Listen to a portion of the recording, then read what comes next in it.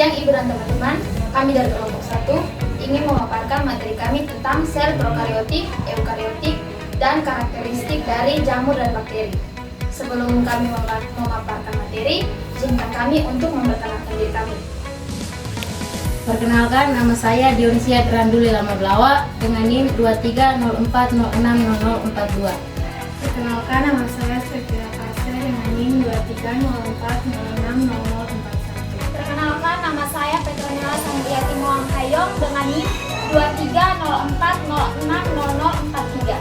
Perkenalkan, nama saya Agnes Anggita Adu dengan NIM 2304060049. Perkenalkan, nama saya Alfonsia Seran dengan NIM 2304060038. Perkenalkan, nama saya Agnes Indra Hera dengan NIM 2304060043. Perkenalkan, nama saya Linda Apriana Lulu dengan NIM 2304060050. Selamat menyaksikan.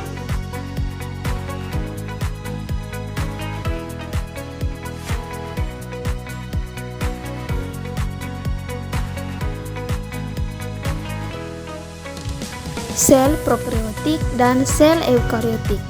Sel merupakan bagian terkecil dari penyusun suatu organisme yang sangat penting dalam menjaga serta melakukan aktivitas kehidupan. Struktur sel dibagi menjadi dua, yaitu struktur sel prokariotik dan struktur sel eukariotik. Prokariotik yaitu tidak memiliki membran inti, sedangkan eukariotik memiliki membran inti. Yang pertama kita akan bahas yaitu tentang sel prokariotik. Sel prokariotik tidak mempunyai membran inti sehingga tidak mempunyai batas yang jelas antara sitoplasma dan nukleoplasma. Yang berikut pengertian sel prokariotik. Sel prokariotik merupakan organisme yang dapat hidup dengan memanfaatkan lebih banyak sumber energi dibandingkan dengan organisme hidup lainnya. Nah, organisme prokariotik dapat hidup pada habitat yang ekstrim. Contohnya laut dengan kadar garam yang tinggi atau sumber air panas. Nah, organisme prokariotik tidak memiliki inti sel dan mempunyai organisme internal sel yang relatif sederhana. Prokariotik dibagi menjadi dua kelompok besar yang meliputi hampir seluruh jenis bakteri dan archaea. Genome prokariotik terdiri dari kromosom tunggal yang melingkar tanpa organisasi atau DNA. Ciri-ciri sel prokariotik. Nah, sel prokariotik ini memiliki ciri-ciri sebagai berikut. Yang pertama, sel prokariotik berukuran 1-10 mikrometer. Yang kedua, memiliki materi genetik berupa DNA yang tidak dibungkus membran inti. Yang ketiga, DNA prokariotik berbentuk sirkuler atau disebut nukleoid. Di luar nukleoid terdapat juga DNA sirkuler lain yang lebih kecil disebut plasmid. Yang keempat, sebagian besar memiliki dinding sel. Dan yang kelima, aktivitas sel terjadi pada membran plasma dan di dalam sitoplasma. Contoh, Cyanobacteria dan sel bakteri. Struktur sel prokariotik. Yang pertama membran sel luar, yang kedua sitoplasma, yang ketiga ribosom, yang keempat nukleus atau DNA terkondensasi, yang kelima membran sel dalam atau pada beberapa prokariota, yang keenam flagea, yang ketujuh pilus, yang kedelapan dinding sel.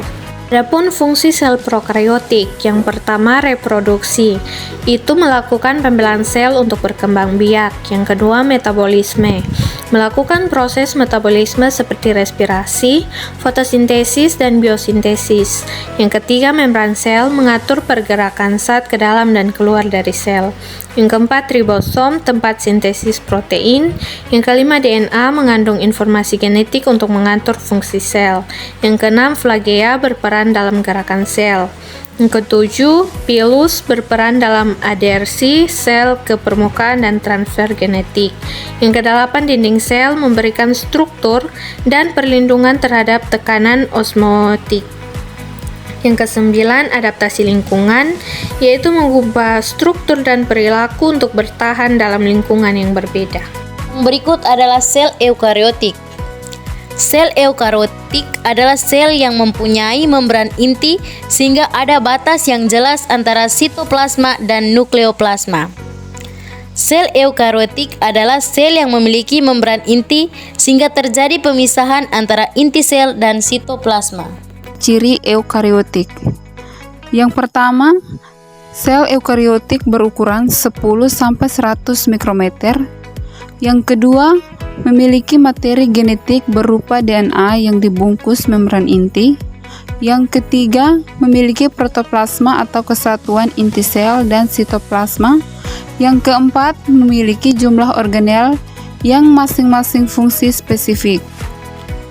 Kemudian, contoh dari sel eukariotik yaitu seperti sel hewan dan sel tumbuhan.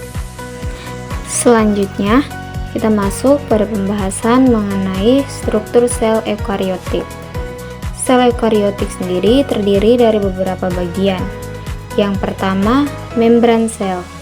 Membran sel adalah lapisan tipis yang melapisi sel dan mengatur aliran zat-zat masuk dan keluar dari sel. Yang kedua, nukleus. Nukleus adalah struktur yang mengandung materi genetik sel, yaitu DNA, dan mengontrol aktivitas sel. Yang ketiga, sitoplasma.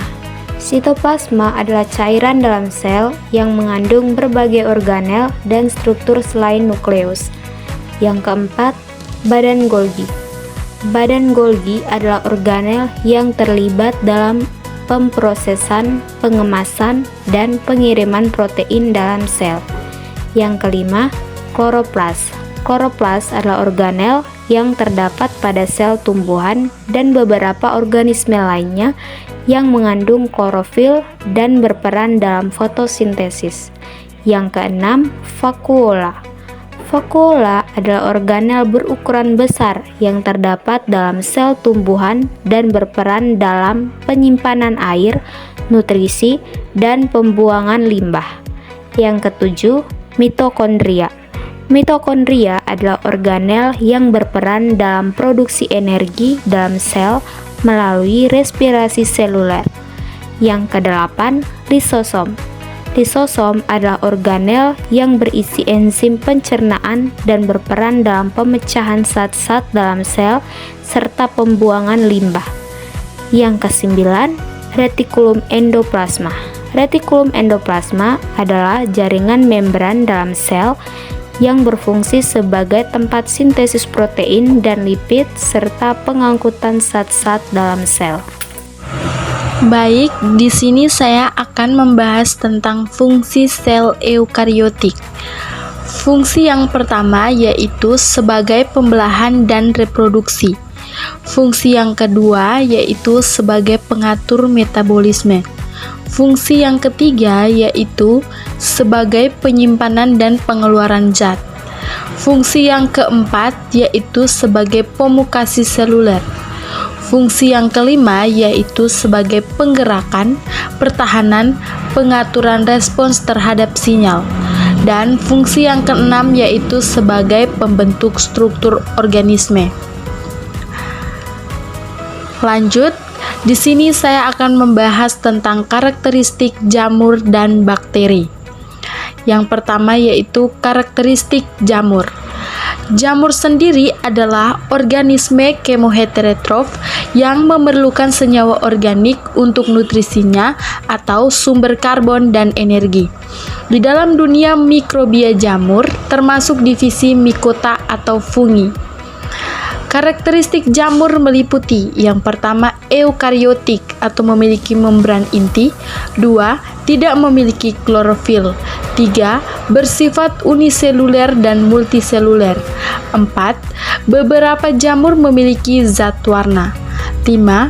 jamur mendapatkan nutrisi dengan absorpsi, 6. bentuk jamur bermacam-macam, 7. dinding sel jamur tersusun dari zat kitin. Karakteristik dari bakteri.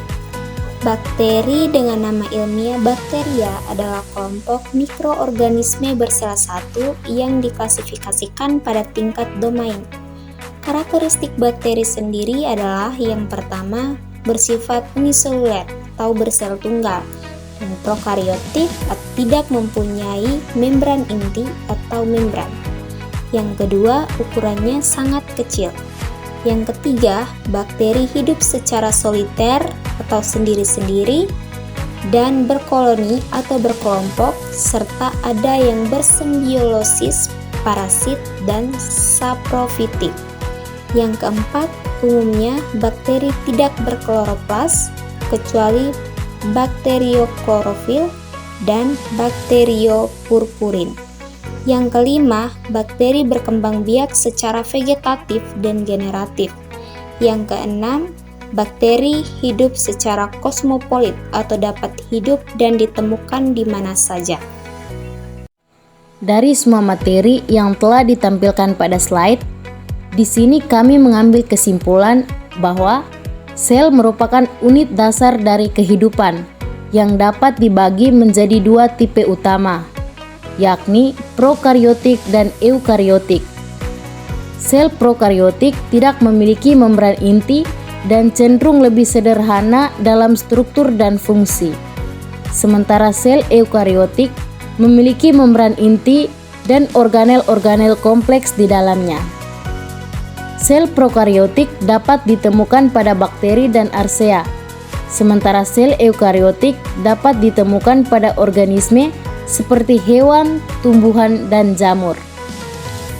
Jamur adalah organisme eukariotik yang komoheterotrof, sementara bakteri merupakan mikroorganisme bersel tunggal yang umumnya prokariotik. Ini menunjukkan keragaman dan kekompleksitasan dalam struktur dan fungsi sel-sel di dunia kehidupan.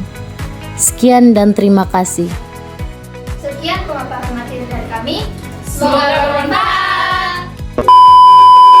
Perkenalkan, nama saya Agnes Angelina Here dengan NIM 2304060047. Perkenalkan, nama saya